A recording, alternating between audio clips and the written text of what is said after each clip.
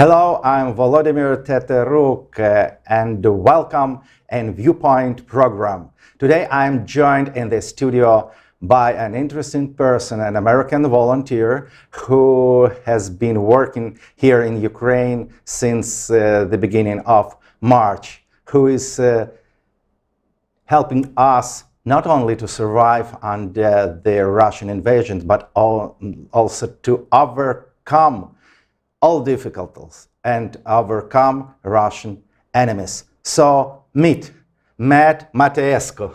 Hi, Matt. Hi. Nice to meet you here. And Matt, at the beginning of our talk, please can you briefly talk about yourself? What city are you from? What is your background?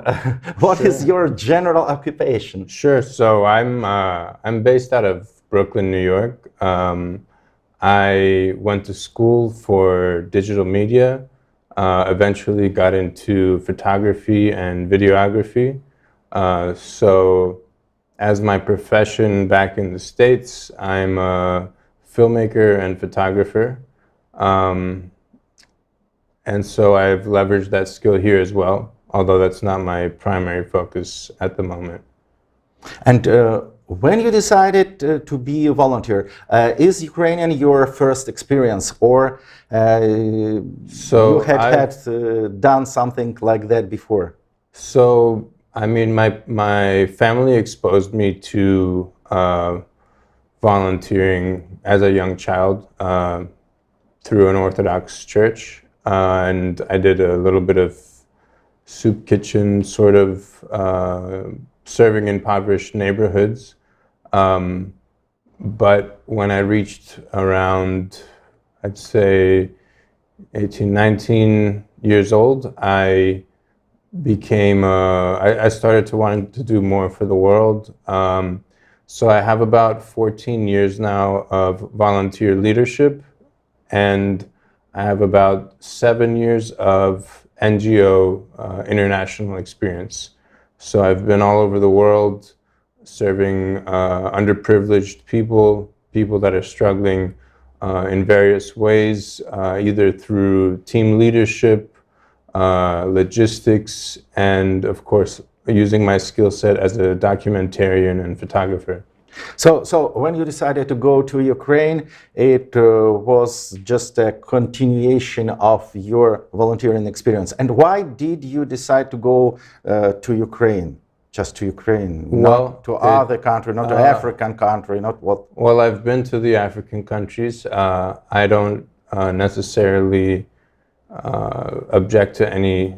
I go where the help is needed, but it felt like the plight of the Ukrainians was extremely important to address. It seemed extremely unfair. I really feel for the people. I'm also Romanian American, so being Eastern European, understand you are vulnerable for this injustice that is taking place here. Exactly. My parents suffered under Ceausescu and escaped from that regime, and so I have very close experience with this environment and with what the oppressor and you understand very good what the evil means here on this territory, yes. And what shapes it can have. Right. Yeah. And so well, when you came to Ukraine, what was your first impressions here in Ukraine? Did you was you upset, or was you happy, or was you disappointed, or what?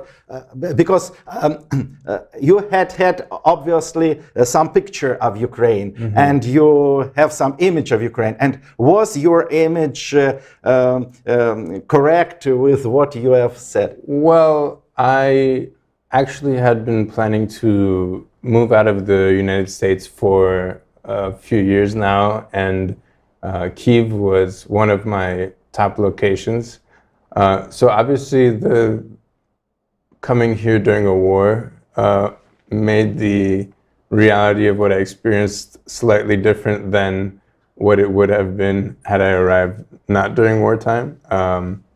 But overall, I came with a separate NGO originally, only supposed to be for about 3 weeks, and I fell in love with the Ukrainian people. I feel for their struggle. I love their resilience. I wanted to help and continue, and so my experience is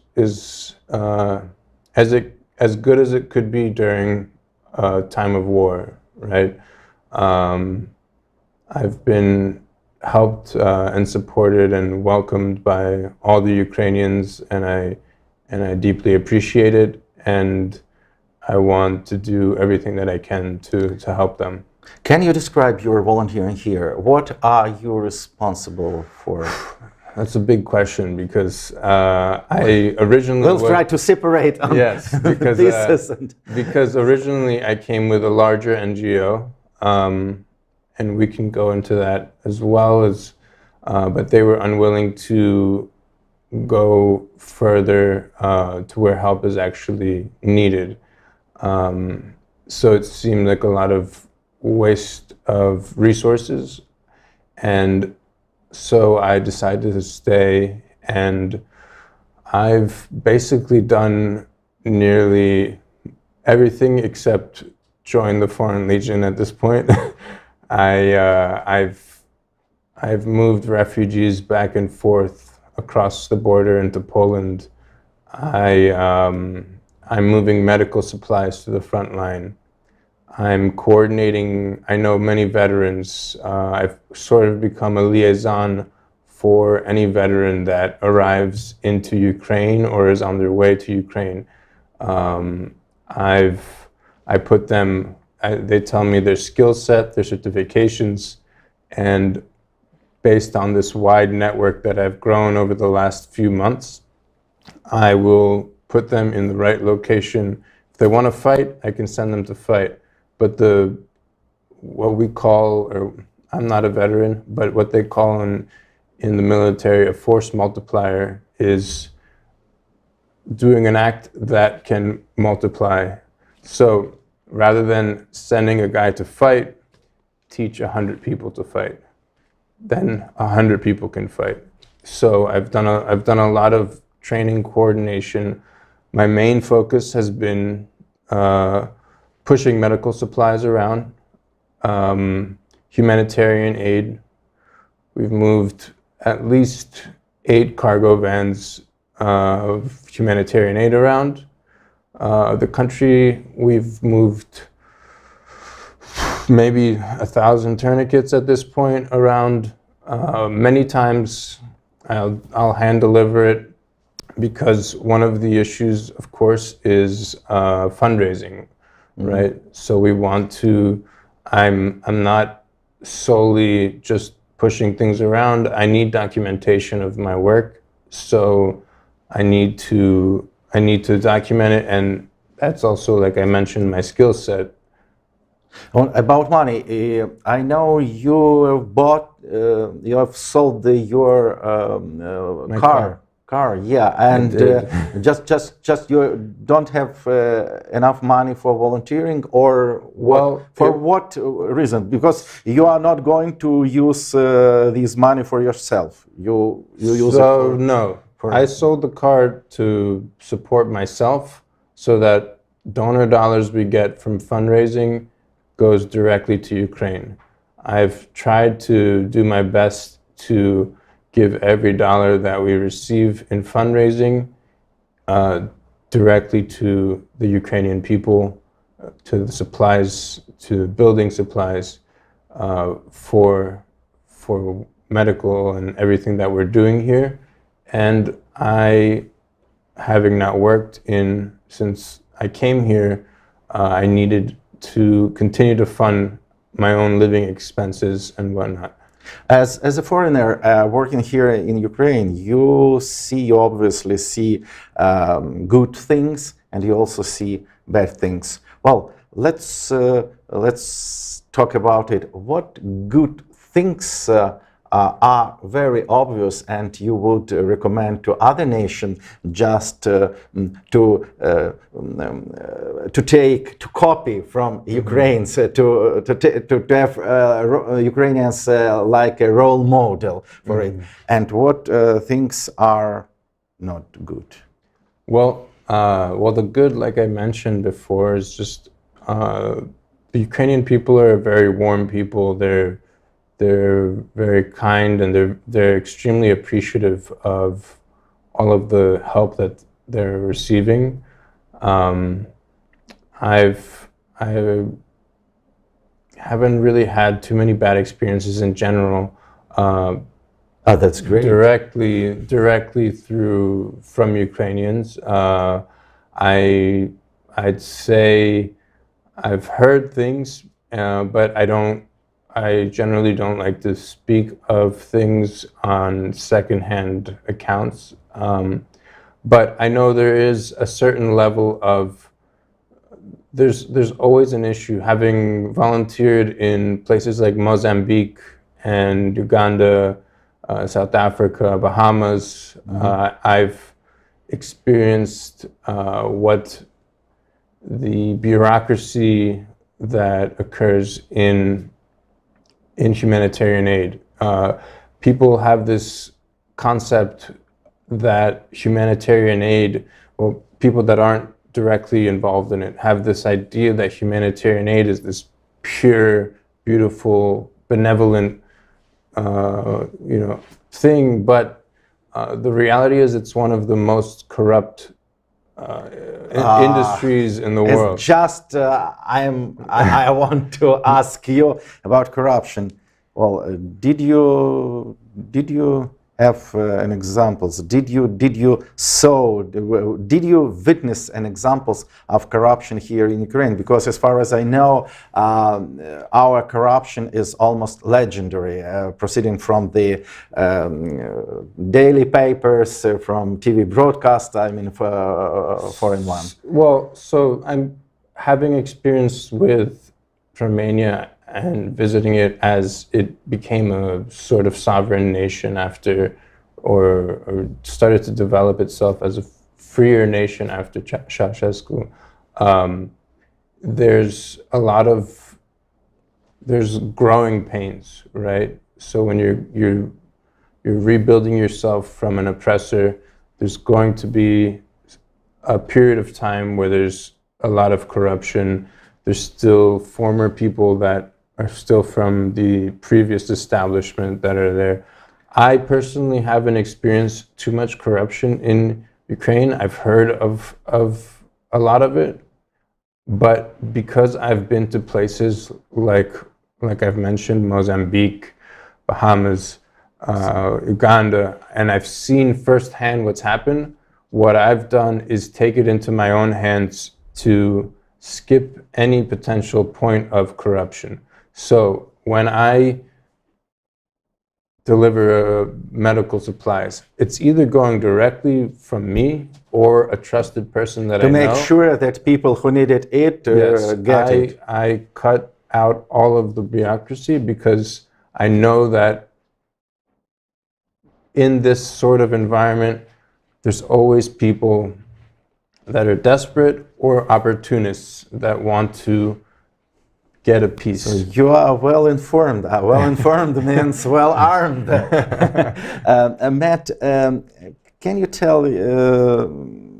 I'd like to make more precise about what you bring to people. I mean, tourniquets. I mean, medicine. What sorts of medicine do our people need? So the number one need on the front lines is IFAKs, which is an individual first aid kit, and tourniquets. These are in high demand. They're now getting price gouged. So just as we talked about opportunism, people see, it's just the nature of humanitarian aid and people in general. People see that people want tourniquets. There's a high demand, so they price gouge. Especially the front line. Yes. So you have manufacturers now doubling, tripling, quadrupling the price of a simple cat tourniquet. You also have issues that they're trying to, there's such a high demand that they're trying to produce more.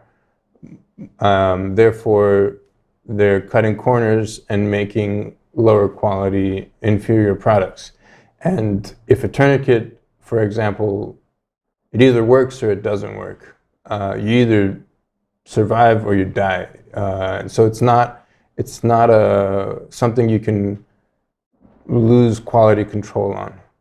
You have brought a tourniquet Yes. together with you. So can you say what? So I'm just to give a little bit background, I'm currently Vice President of Medical Disaster Response, and I'm also Vice President of Anya. And Medical Disaster Response, they've been the major supplier for medical aid that we've been getting from the US. We work with other small NGOs as well. We take donations. Unfortunately, we don't always have a steady flow of other medical supplies that hospitals can use, but we do get some of those. But one of the things that I'm happiest about that we've done and accomplished is we designed a tourniquet. Mm-hmm. Now, a regular cat tourniquet, that's the standard tourniquet that most people are familiar with. You put it on and you have a bar and you tighten it a few times. And the point is, if you get shot in or you get injured or shrapnel hits an artery, you have about 30 seconds before you start to get wavy on your consciousness. You have 2 to 3 minutes before all of the blood in your body pours out of you. So it's extremely important to have something that's very easy to use and very fast and will stand up to good quality. Mm-hmm. So with the issue of this price gouging, we have these tourniquets that are as low as $25. You can get cheaper ones that are off-brand, off Amazon, but there's a good chance they're just going to rip on you. So you need a good quality product, but they're also selling for, up to $50, sometimes $75 per piece. That's way too much money. So we actually have had people in the States, my president, Kevin Leeser, and a number of other people have been designing and redesigning and refining this design so that we can create a cheap, easy to use, effective tourniquet. So this tourniquet was designed and produced proceeding from the mistakes and advantages of the previous models of tourniquets and the price. And the price. Yeah. The price. So this is something that we've tested. This isn't a necessarily novel idea. This is something that I've spoken with special forces, Green Beret type people. There's some hesitance of, some people will say, oh, it's not good, but those people have never been in combat. This is something that's extremely effective, extremely easy to use. We have a QR code on it that you can scan. It goes directly to a video to show you how to use it. If you wouldn't mind, I'd love to just show you how to try it on. Of course. Very so how quick it can be put on? Okay, so you're bleeding. I put it on you. All I do, I pull this tab till it's very tight. Crank, crank, crank, crank. It should be very tight. How you measure that it's working? I don't want to. I can tighten it much. I can tighten it much harder, but you'll be in pain. You check for your pulse. So, but if there are nobody near me, can I do it? You can do it yourself. You just have to pinch. So, hold on. But I didn't read an instruction. Yeah, so I'll train you on it after the interview, just in case. I'll leave this one with you. Yeah, that's good. That's interesting. And how can you evaluate the situation here in Ukraine for the past 3 months? Have you any changes in people's mood in Kyiv, in in other regions, near the front line? I think in general there's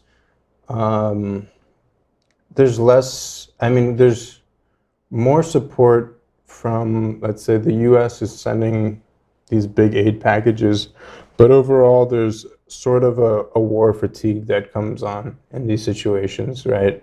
There's everybody in Ukraine, is starting to come back as if the war ended, You're seeing a lot of people come back. There was the whole thing with the import tax being lifted, so a lot of people bought cars back. But if you look at Kyiv now, it looks like a party town. When I first came here, it was a ghost town. There was nobody here. I think outside of the really hot zones, people want to return to their normal lives. It's just the nature of it. It's how long can you go on just constantly fearing? People are ignoring the sirens, myself included, admittedly. Unless I'm in the front lines. So far, it's. Go ahead. How long would you like to be here, to work here in Ukraine, till our victory, or? Well, I might just move here. So I've extended my residency here for a temporary residence. As I said, Ukraine was on one of the top of my list for moving out of America. So we'll see. I'll be here as long as I can be. I'm fortunate enough that I can do remote work. So if our funding runs out, I can always make more money and continue to support Ukraine, just taking a week off here and there to increase the funds. Are you going to continue filmmaking? Are you going to make a film here in Ukraine and about of Ukraine? Course. I've actually already made a short 1 minute, little mini documentary, and it was just documenting my efforts. Commander Volkov from Spas 23, who's been extremely generous to me and who's provided me with the majority of my connections. We had an interview and he said some really kind words about me, and I had a bunch of footage from the front line and with him and what we've been doing. And that was just a short piece because, I'm sure you know, social media and people's attention span is not very high these days. So I did do a short 60-second piece, but ideally I'd like to do a much longer piece as I stay here longer and experience more and capture more footage.